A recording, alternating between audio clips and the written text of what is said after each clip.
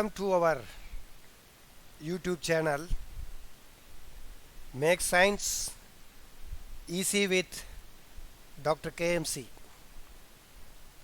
Today we are going to see an interesting and also very much relevant to the present pandemic period about the usage of the medicinal plants. We know that during this COVID situation, still the microbiologist, the virologist, and medical scientists have been working very hard to find a solution in the form of a drug against the coronavirus or a vaccine for against the coronavirus. Now the only solution presently we have been handling is our indigenous knowledge system against the virus treatment today. I think even the allopathic, the doctors have been practicing our indigenous knowledge system of the medicinal plants and also the herbal products. So with this knowledge, today we are going to see an important topic on the indigenous knowledge systems in medicinal plants. So what is indigenous knowledge system? Indigenous knowledge system is a very broad term that comprises all aspects of life, food, farming and hunting, medicine preparation and treatment, arts, crafts and technologies which has been used by indigenous cultures around the world and even to India. So here the indigenous knowledge systems, also known by many other terms such as indigenous knowledge system, rural people's knowledge, traditional botanical knowledge, traditional ecological knowledge, etc. So what distinguishes this knowledge from Western knowledge systems is its integration in the culture and cosmology as a whole. Each aspect of indigenous knowledge is but one strand of knowledge, intricately interwoven and intricately linked to the whole web of the existence. The indigenous knowledge system in its modern concept, which includes all the information, knowledge, wisdom, practices, beliefs and philosophies of the traditional societies built and accumulated by members of these societies through several generations in close contact with the nature, and classified into 7 categories. So indigenous knowledge is often possessed within a tribal society by all its members or may be held only by the specialist, the elders or the specific gender groups. In recent years, the scientists have increasingly been turning to the keepers of indigenous knowledge, realizing that their age-old systems have managed to preserve the ecological balance, or that their medicines might have tremendous potential for the development of modern allopathic drugs. Over the last decade or so, the ethnobotany has assumed a scientific predominance previously denied to it.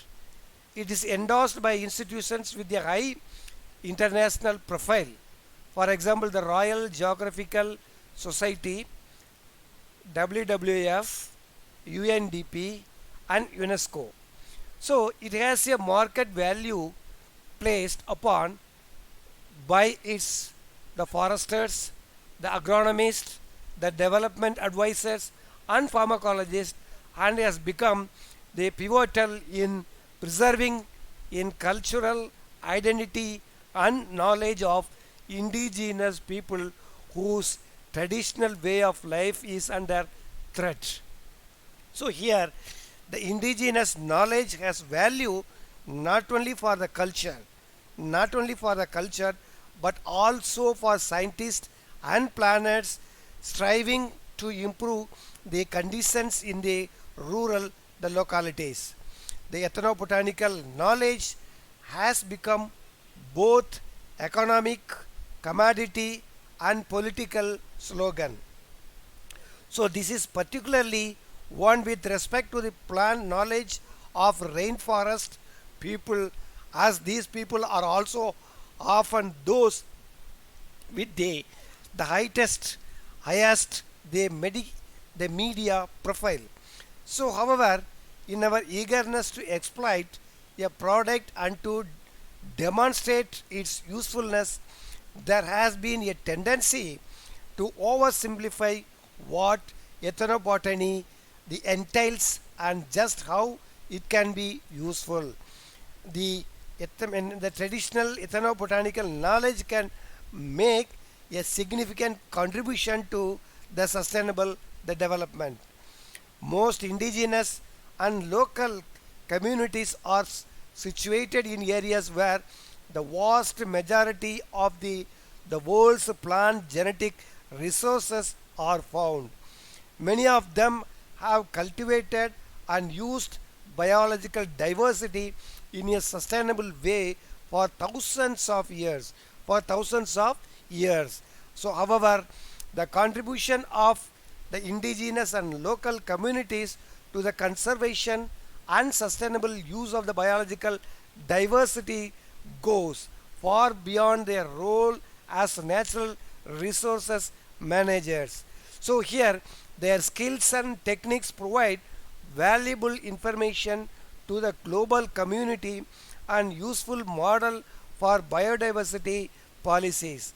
Furthermore, as on-site communities with extensive knowledge of the local environment, indigenous and local communities are most directly involved with conservation and sustainable use of the biodiversity resources. Tropical forest plant species have served as a source of medicines for people of the tropics for millennia. Many medicinal practitioners with training in pharmacology and the pharmacognosy are well aware of the number of modern therapeutic agents that have been derived from the tropical forest species. In this pandemic period also we have been using a lot of the indigenous the medicinal plants have been curing for the our COVID virus. So in fact over 120 pharmaceutical products currently in use are plant derived, and some 75% of these were discovered by examining the use of these plants in traditional medicine. Of these, the portions have come from the tropical forest species, including in our Western Ghats, Eastern Ghats, and also in Himalaya. Yet, while many modern medicines are plant derived, the origin of these pharmaceutical agents and their relationship to the knowledge of the indigenous peoples, especially the tribals in the tropical forest, are usually omitted. So, indigenous knowledge is an important natural resource that can facilitate the development process in cost effective, participatory, and sustainable way. The basic component of any country's knowledge system is its indigenous knowledge. It encompasses the skills, experiences, and insights of the people applied to improve their livelihood status. To ignore people's knowledge is almost to ensure failure in development. So, since the indigenous knowledge is very much essential to development, it is often suggested that it must be gathered and documented in a coherent and systematic fashion. So here the nature of the traditional knowledge of the plants. So there are about more than 8,000 species of the medicinal plants and over 15,000 medicines used on herbal formulations in different systems in India. Further, the traditional knowledge is drawing the global attention as well as the patronization due to the awareness regarding the side effects of the allopathy. So this has not only made the traditional knowledge systems popular but has also made the indigenous system prone to biopiracy and patenting both within the country of origin as well as outside. One estimate shows that current value of the global market for the medicinal plants due to traditional knowledge to be alarmingly at more than 50 billion. Further, this has led to more than 500% increased efficiency in screening the medicinal plants. So this can be exemplified by grant of the patents on use of the products, especially for example the neem and Philanthus niruri, which had been a part of the traditional the health systems since time they immemorial. So although derived from the indigenous knowledge, the use of the products neem, Philanthus niruri, W.R. Grace company who backed the patent justifies it to be a novel as it claims that the modernized extraction processes constitutes the genuine innovation. So that the product, even though the same had been used in the indigenous Indian knowledge system since time immemorial, the new process make the same thing novel enough for the patenting. This not only implies the wrongful ownership of someone else's property but also exploits the rightful owner without recognizing or protecting the indigenous knowledge. So this can be further confirmed since the patents, though can be obtained on slight modification of the indigenous way of the processing for the product, it cannot be given for indigenous knowledge directly since these are age old practices and do not meet the three basic criteria for patentability, that is novelty, non-obviousness and industrial applications. So India has one of the world's richest medicinal plant the heritages.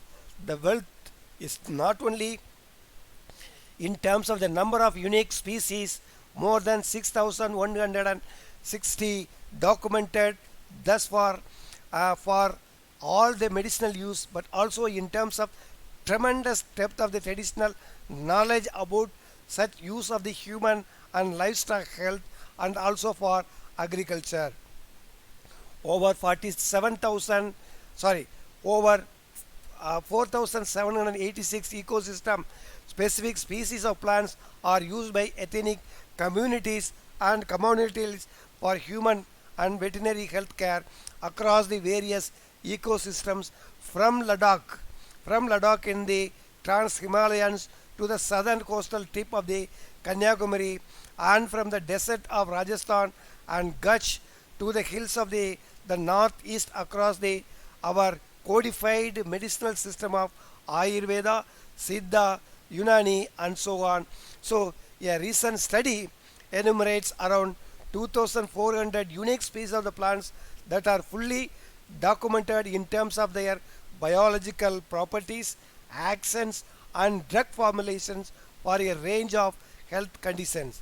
So the knowledge of the medicinal plants is found in two streams of traditional knowledge. One, that is the folk stream, and the other one is the codified stream. Folk stream and the codified stream. So the folk stream medicines includes the diverse practices followed by nearly 4,635 ethnic communities across the country. So millions of rural households practices some remedies, the recipes of the formulae for which have been handed over and to the orally from the generation to the generation. Over a million folk healers in different communities attend to primarily the healthcare needs of the local population. So their skills range from treating common ailments to the conditions like hepatitis, visha, that means poisons, and even the mental diseases. So the traditional birth, the attendants manage around 70% of the rural the deliveries. It also estimated that the traditional bone setters handle 40% of the orthopedic cases in the rural India too. So though these the traditions are the empirical in nature, millions of people in rural India with the limited access to the organized health services depend to varying degrees on the folk the tradition for their medicinal the needs or the medical needs. So the codified medical system, which includes Ayurveda, Siddha, and then Sova Rigva and Unani system of medicine with their sophisticated, theoretical the foundations. The vast knowledge in the codified conditions traditions have been documented in tens of thousands of medical the transcripts. It is not commonly known that these systems cover all the basic aspects of the branches of the medicines from general the medicine to the specialized fields like the pediatrics, the psychiatry, ENT, ophthalmology and surgery. So they even cover plant and veterinary medicine too also. And despite the several constraints, these codified medical systems are live and are gradually regaining lost ground. So currently, and these are around more than 5 lakh of the licensed traditional medical physicians in India. So both the folk and the codified medical systems are closely allied with the nature. They also know that the medicinal use of the around 300 species of the animals, birds, fish, insects, and around 70 different metals and minerals. So next we are going to see what are the institutional initiatives. What are the institutional initiatives and status of the work on the traditional knowledge in India. In the field of traditional knowledge of the medicinal plants, the institutional policy framework at the national level is provided by Ayush Department of Ministry of Health under the Government of India. In recent years, program support for applications of the traditional knowledge to the development needs is also being provided by the scientific departments like ICMR, Department of Science and the Technology, and DPT, CSIR, UGC, and IT industry also. So these agencies have been supporting the clinical trials, the standardization of the herbal products, and the use of IT for creating the traditional knowledge digital libraries. So teaching and limited research and the traditional knowledge of the medicinal plants is happening in and around 300 ISM colleges, 2 traditional medicine universities, and a network of many research institutes in the non-government and government sectors. So there are also more than 9,000 licensed herbal manufacturing units of the ISM. 99% of these are in the cottage industries sectors with turnovers of less than rupees 550 lakhs and less than 1% of the turnovers of nearly rupees 50 crores and above. So the turnover of the industry was estimated to be more than 5,000 crores according to the World Bank report. So what we are going to see all based on the biodiversity and traditional knowledge. Biodiversity and traditional knowledge. So what it context? So in the context of the biodiversity and traditional knowledge of these are from the major initiatives of the country by National Innovation Foundation, that is called NIF, the Ahmedabad, the BPR initiative of the Indian Institute of Science, Bangalore, and then also the TKDL initiative of the Ayush, CSIR, FRLHT, Bangalore, the traditional knowledge database on medicinal plants. So here the NIF initiative seeks to document and reward the grassroots innovations related to the medicinal plants and traditional knowledge. The PPR initiative seeks to promote the nationwide documentation of the community knowledge of the medicinal plant resources. The TKDL initiative seeks to computerize the traditional and herbal formulations documented in the different the codified Indian system of the medicine in order to establish their prior art, so that the traditional knowledge of the country can be protected from the very previous the patterns. And here the FRLHT initiative has computerized from the Ayurveda, Unani and Siddha systems information about the medicinal plants and traditional knowledge pertaining to the botanical identification, biological properties and the therapeutic values. So in the field of the medicinal plants and livelihood of the rural communities, there are mostly the micro scale NGO initiatives in all over the India, wherein local ecosystem plant resources are value added to generate the limited income and employment for the local communities. So altogether the DST, Government of India and many universities also been demonstrated some successful micro level projects related to the medicinal knowledge, the traditional knowledge and community enterprises. And in fact our the laboratory which have been situated in Madurai Kamaraj University, where also we earlier we did lot of work in the indigenous knowledge systems of the traditional use of the medicinal plants under the Ministry of Environment project and also the Ministry of Tribal Welfare project through the Government of India. So here the conservation of the medicinal plants and revitalization of associated traditional knowledge is very much important for policymakers to view planning for the development of the medicinal plants sector in a holistic manner. By holistic is meant that conservation of plants and strategies for the medicinal plants should be developed alongside the plans and strategies of the revitalization of the traditional the knowledge. So here a holistic approach would be also to be assume the understanding that it is as important to promote in situ conservation as it is to encourage the cultivation. It would knowledge, I mean it would be very essential to need to regulate the prices and wild harvest of the plants from the forest or in any parts of the natural area, and this would have critical and central bearing of the cultivation initiatives. Further, it would also be required that the low risk area approaches for the cultivation should be encouraged as an important strategy for benefiting thousands of small and marginal farmers for their livelihood and income generation. So a holistic approach also implies that support for the development of the community owned enterprises is important, as this is a key intervention to create a large scale rural employment also. This has been very much been practiced in the northeast states, Tamil Nadu, Karnataka and also in Kerala. So finally, because of the large geographical scale of the rural employment, and finally on which the measures in this regard are to be implemented.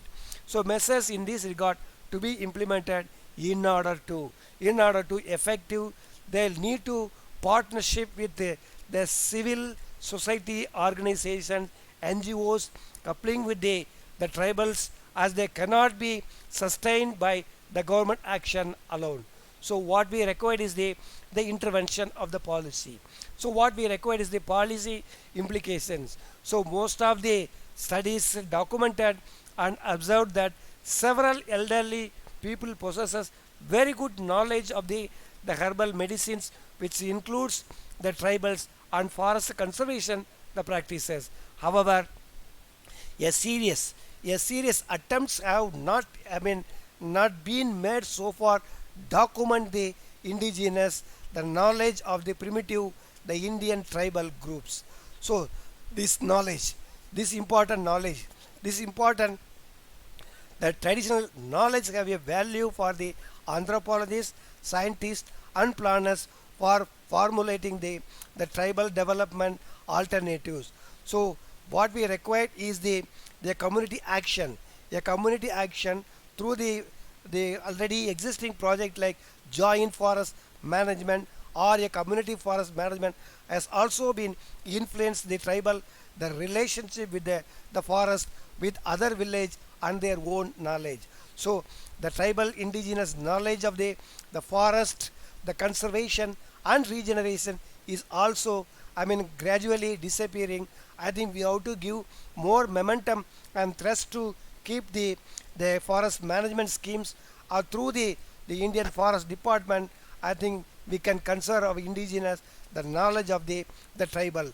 So in the interest of the conservation and to obtain the sustained revenue from non-timber forest products, it is necessary for the government to involve the local tribals in the management of the sacred groves under a joint forest management program. So there is an urgent need to document. There is an urgent need to document the existing indigenous knowledge of the primitive tribal groups and evaluate their value of the biodiversity conservation. So to be conclude, the efforts of this direction should be well coordinated. The efforts in this direction should be well coordinated between the government agencies such as the forest department, the academicians like anthropologists, botanists, geographers and biodiversity, the scientists and NGOs at large levels. So a trust must be created, an awareness must be created of how to use the traditional knowledge of the various the medicinal plants. And today I think we have been realizing all the importance of the medicinal plants during this pandemic period, and I think still the age will come to realize the full the the utility of the utility value of our indigenous knowledge system of the medicinal plants, which have been more abundance in our forest ecosystem, that too in the Western Ghats, Eastern Ghats and also in the Himalayan regions. So with this short note, I thank everyone for the passion hearing to know about more insight about the indigenous knowledge system or the traditional the knowledge system about the medicinal plants in the Indian subcontinent. Thank you one and all.